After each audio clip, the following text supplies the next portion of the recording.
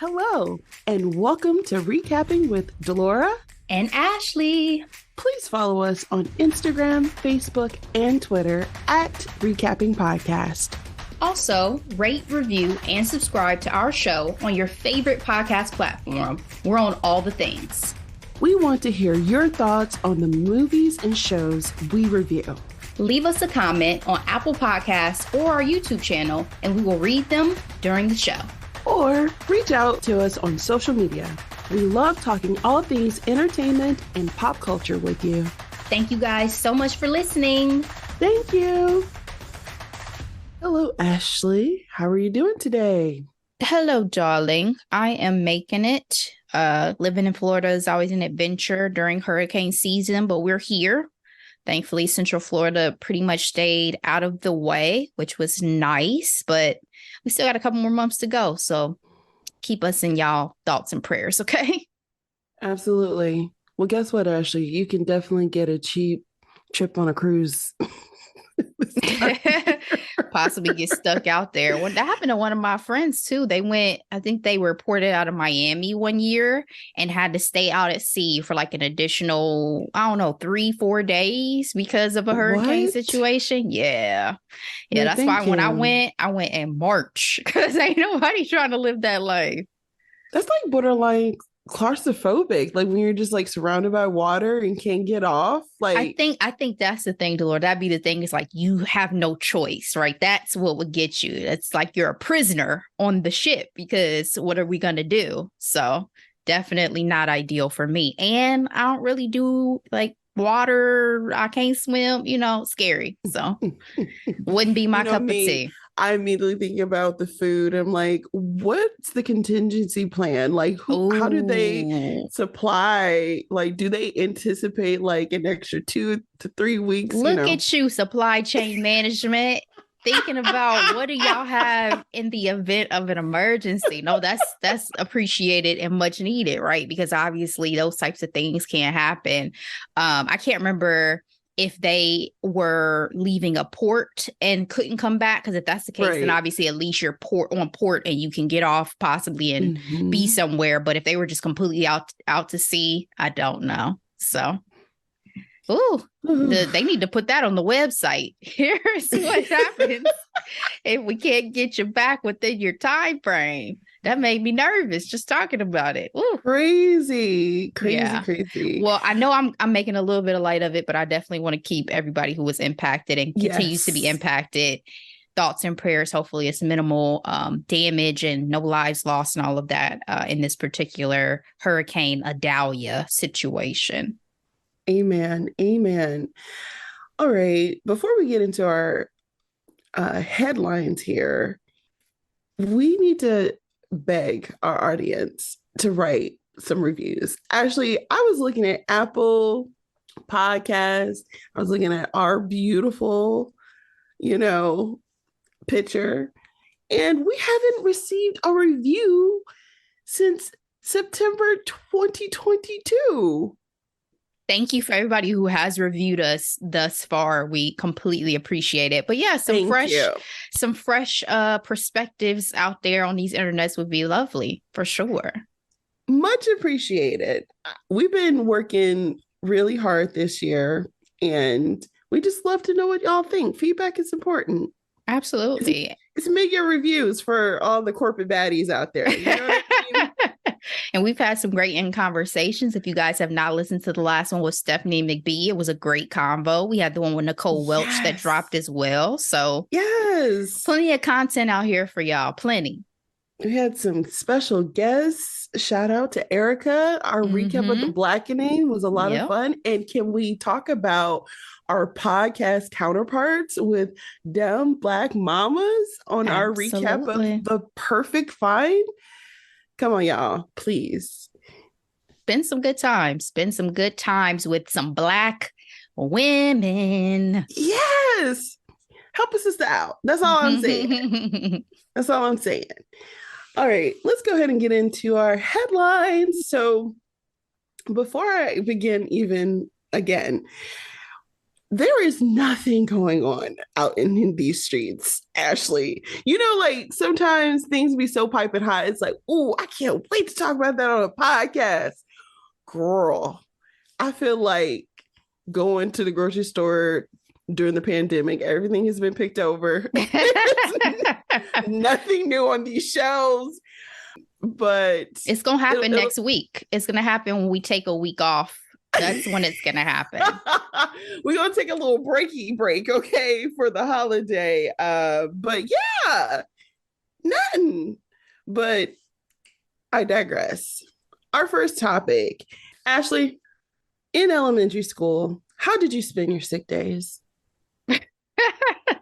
What a question. I used to fake being sick. So Really? Oh yeah, because I was bored. I used to get bored in school. Oh my gosh. Yeah. And now you're also the youngest, by the way. I'm going to put that out there. I'm the youngest, but I probably could have skipped, some of the early school years and moved up, but I'm glad I didn't, because for social reasons, I would not have wanted to be outside of my peer group, honestly. But I used to get really bored. And now as an adult, I think back, like, if I was my mom, I would have been like, I'm not coming to pick you up. Like, you must be out of your mind.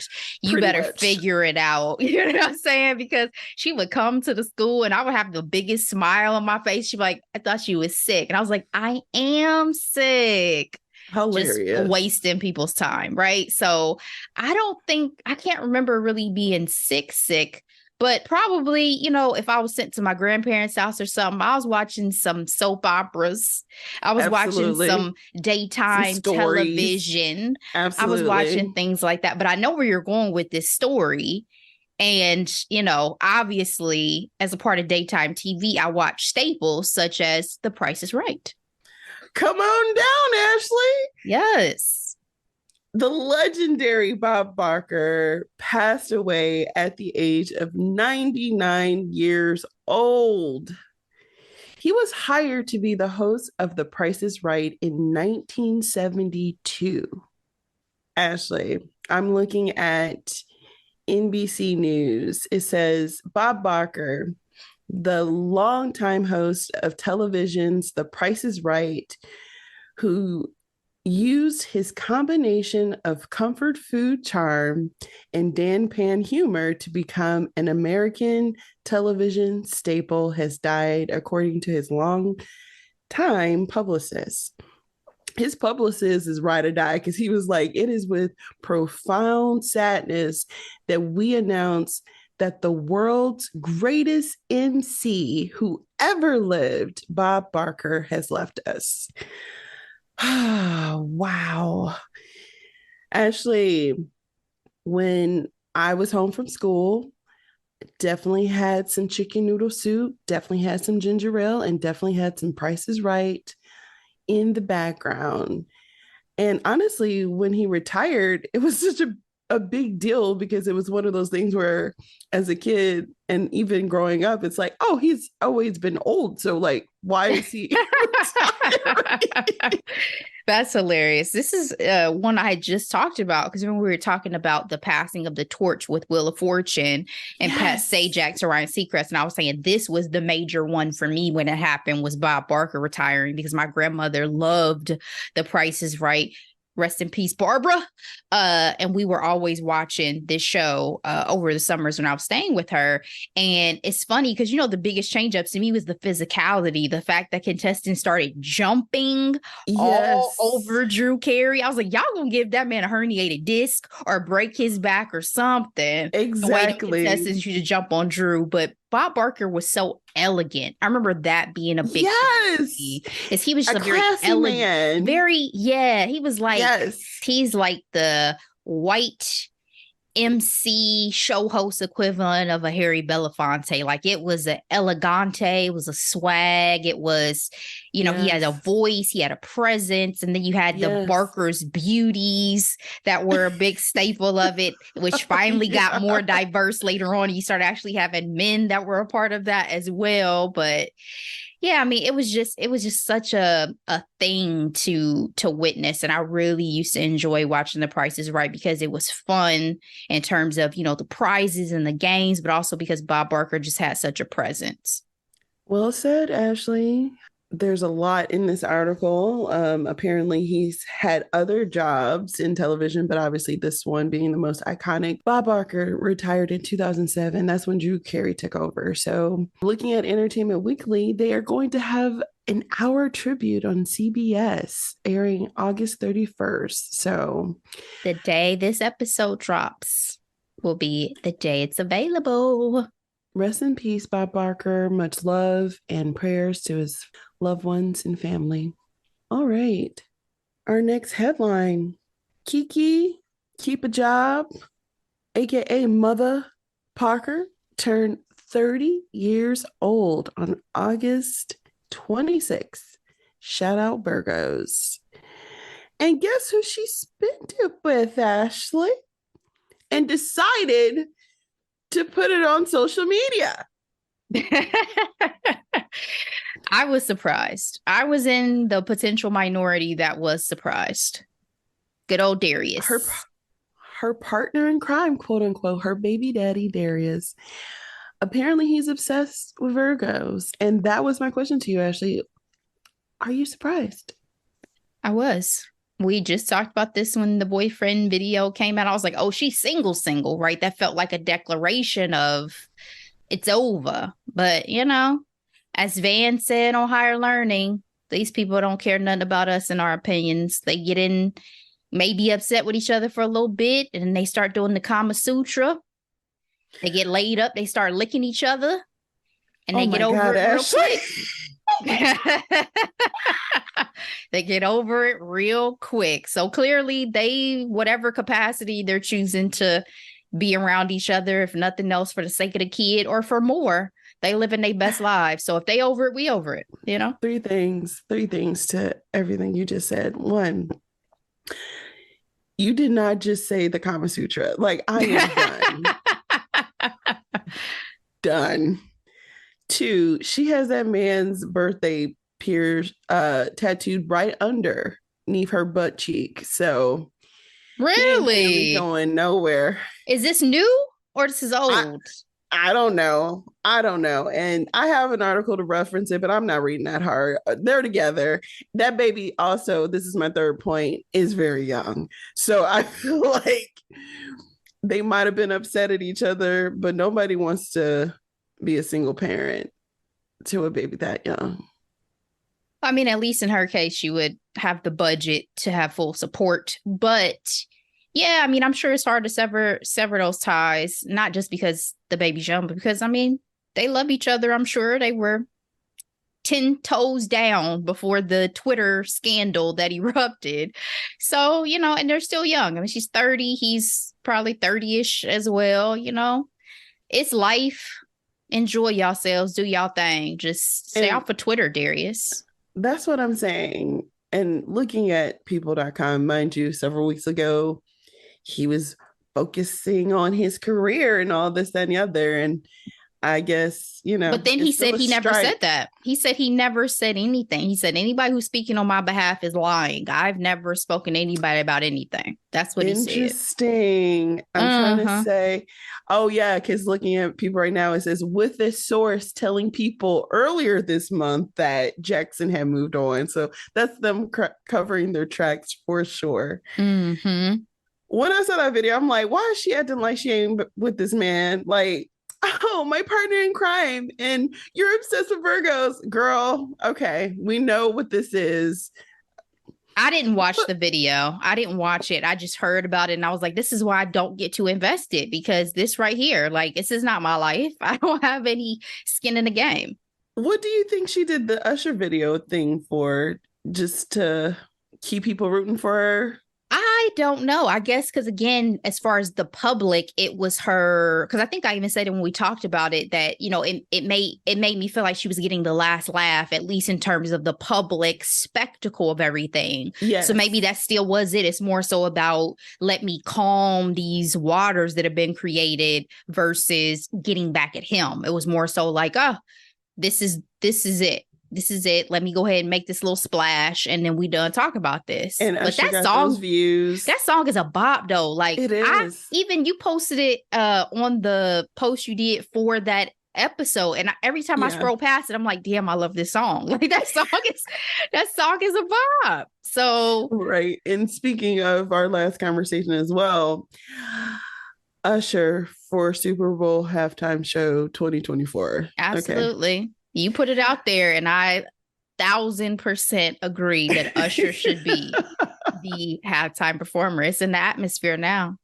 But I also think that this is all entertainment at the end of the day. I think Yeah. sometimes we really be thinking that some of this is not as choreographed and coordinated as it is. We like to think that people live in the mess. No, this is all entertainment, people. Oh, absolutely. That's why shows like Scandal was such a success because we all know somebody's behind the scenes pulling some strings. Mm-hmm. Mm-hmm. Everybody got their Olivia Pope. All right. Ashley, what's your relationship to pain? You know why this story is funny? Because I had not heard shit about this until you put it in Slack for us to talk about. I was like, what did Miguel do? My relationship to pain is light. I'm not a fan. I do not believe that pain and pleasure are synonymous. It's not my cup of tea. Yes, I have a tattoo, and I know that is masochistic in many ways, but You said a tattoo. You have a dozen of tiny tattoos. What do you mean? I have 28 birds on my back. That's facts. Oh, But it was one sitting, and it was not excruciating because of the placement. Now, my next one that I get is the reason why I put it off for so long, because it's going to hurt really bad. It's going to be a rib tattoo. And that's one of the most painful places you can get it, right? That but, again. but I am not a pain person. I really am not. Like, I don't feel like I have a high tolerance for it. I avoid it. I'm not going to suffer unnecessarily in the way that it seems like Miguel chose to. And what if things had gone wrong? Girl, that's the point, I assume. I'm looking at Billboard. Miguel posts bloody t-shirt pic after concert body suspension stunt. What is your relationship to pain? Talk about trying to make waves though. Because honestly, outside of his on again, off again relationship with his wife, it's like, where's the music, sir? And apparently, in preparation for his fifth studio album, he performed suspended in the air with hooks in his back. They said this type of suspension is called suicide suspension. And this type of body modification dates back at least 5,000 years to India as part of a spiritual piercing ritual during Hindu festivals. Is he Hindu? I don't know. But he did say, while some people are horrified by the act, admitting that there is definitely pain and blood involved, he found it to be a very intensely gratifying emotional release. Sometimes it's just fun, but it can also be very meditative. Okay. If he was Hindu, then I don't have anything to say. If it's about religion and this is something you believe and all this, there's nothing for me to say. But just hearing about it and seeing the article, it seemed like just something to do for show. And he's talented. He does not need, in my opinion, to do, unnecessary stunts and things to get people's attention. First of all, Prince would never, right? And I always thought that he was For what? For trying why? to be in the footsteps of Prince. Like Prince would never. He was too pretty for all of this, right? And it's not that, I still sing some of Miguel's songs right now. I still mess with Miguel's music. So when you drop another album, I'm gonna listen to it. I don't feel like you need to go above and beyond, but that's just me. And you do you, boo. If you hopefully don't have really bad scarring, if you continue to go this route and don't have any issues with, other things that could go wrong, because that's scary. It's just me, but it's a little scary. Absolute most, Ashley. His new album, Viscera, does not have an official release date, but it is the follow up to the 2017 War and Leisure album. And I guess he does have a single that came out in April called Give It To Me. So maybe he should just get some body piercing or something. Like, if he's looking for that rush, just get your nipples pierced, or just get a Prince Albert, or just get I was something, just about to say you know, Prince Albert. Yep. do something else. Yeah. Good luck to you, sir. As I mentioned earlier in this podcast, the streets are very dry. I mean, so much so that this ugly, ugly rumor about Steve Harvey and his wife Marjorie came out saying that she cheated, and Steve felt like he had to say something about it. It said, I'm looking at essence.com. It says Steve and Marjorie Harvey confront cheating rumors, claiming their marriage, quote, is fine, despite the foolishness and lies. They've been married for 16 years. And during an appearance at Invest Fest 2023 in Atlanta, Georgia, Steve Harvey addressed the rumors. And he said, before I get started, just let me say I'm fine. Marriage is fine. And he says, I don't know what y'all are doing, but find something else to do because we find, Lord have mercy. Marjorie went ahead and posted on her social media how to handle being lied about and posted 1 Peter 2:23.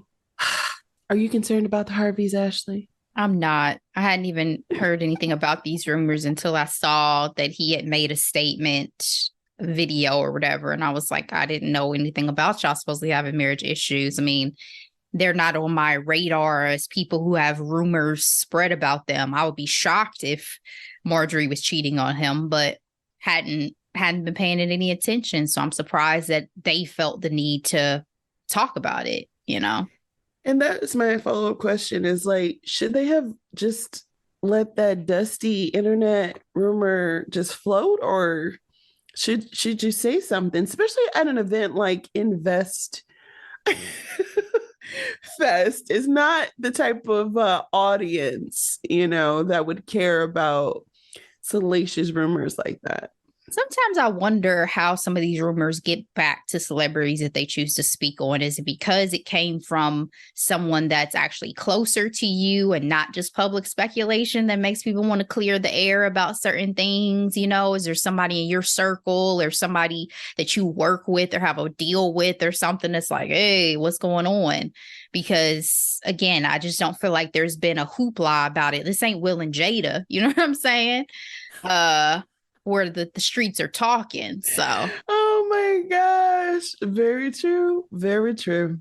Kelis milkshake is back in the yard, Ashley. After a 2-month dating relationship with none other Bill Murray. According to Yahoo Entertainment, the relationship ran its course. Bill Murray, 72 years old. Kelis, 44. 2 months. I have to say, Ashley, I didn't expect it to last that long.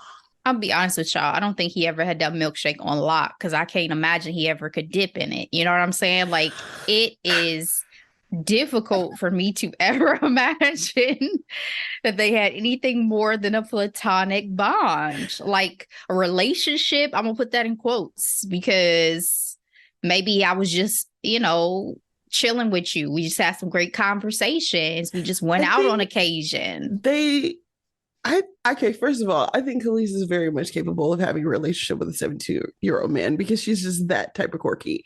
But I agree with you in the fact that I'm sure he's different. He's quote unquote worldly and probably hilarious. And so she's probably like, why not go on a couple of dates?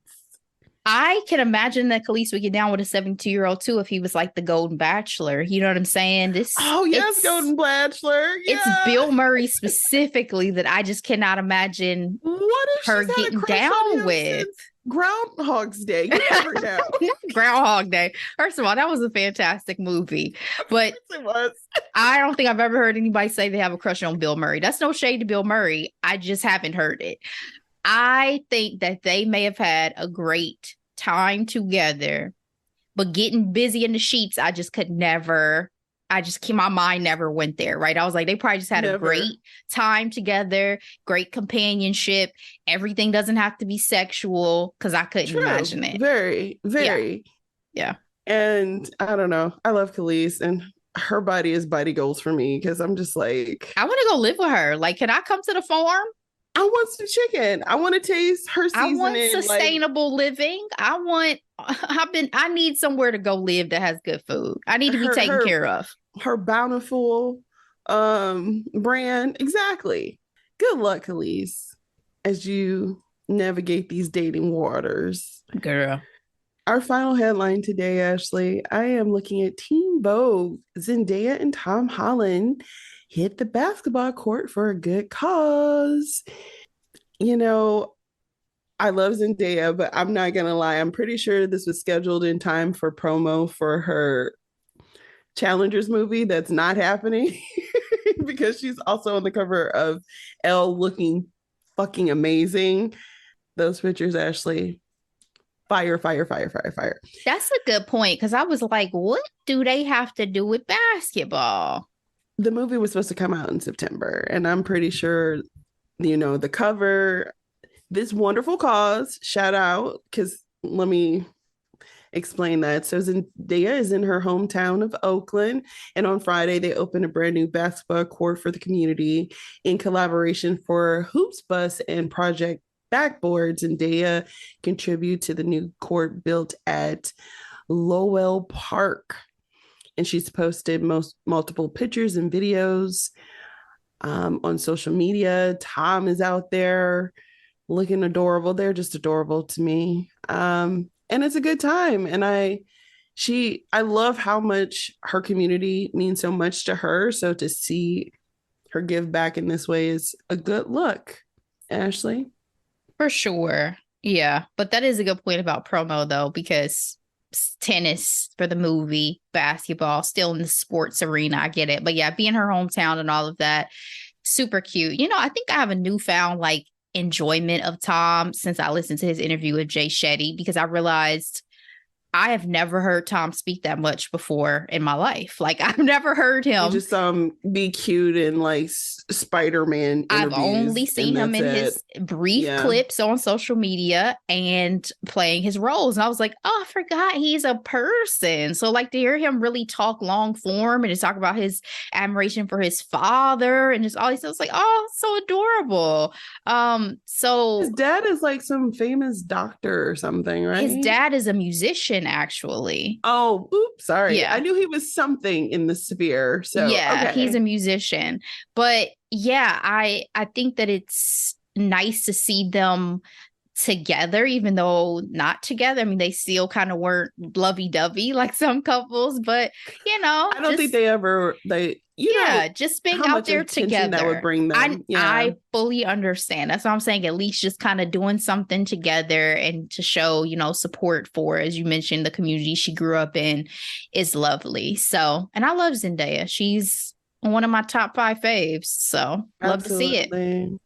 Love to see it. She should have brought Sam out there too, because he needs some good PR after The Idol. That show was horrible. I don't know.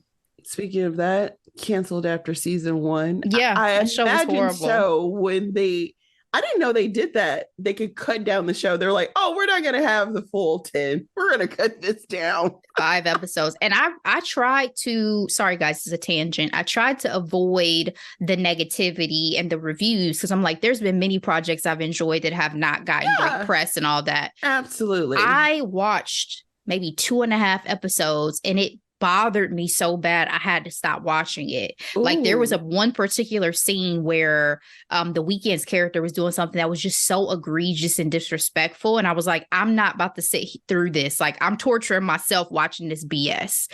So I was like, I can see why people hate this show. I mean, it was super gratuitous in terms of the nudity and all those ththings, but we see that with a lot of things. It wasn't that. It was just some additional layers of like sleaziness and like trauma. I was like, I feel like I'm being traumatized watching this. Exactly. So I'm good. Ashley, what are we recapping next week? So we are going to take it back to one of our shared hidden gems that we've talked about recently.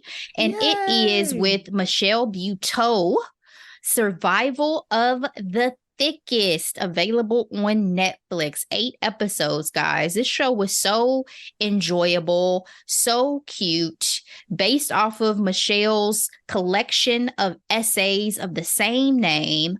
Highly enjoyed it. So we're going to chat about it a little bit. We're going to talk about the crew, talk about Mavis, Khalil, Marley, get into some of the love triangles that inevitably happen in these series, talk about some fashion, and have a good time, guys. So if you have not checked it out, be sure to do so and come join us on Tuesday for the recap. Yes, cannot wait. Absolutely cannot wait. Guys, as Delora mentioned at the beginning of the show, please feel free to give us a review, give us a rating on Apple Podcasts, on Spotify. Share this episode with your friends, family, loved ones. We greatly appreciate you. We will be back on Tuesday, and then we're taking a little break for the holiday. So we'll see you back the week after with more headlines and hot topics. And in the meantime, as always, be blessed. Bye.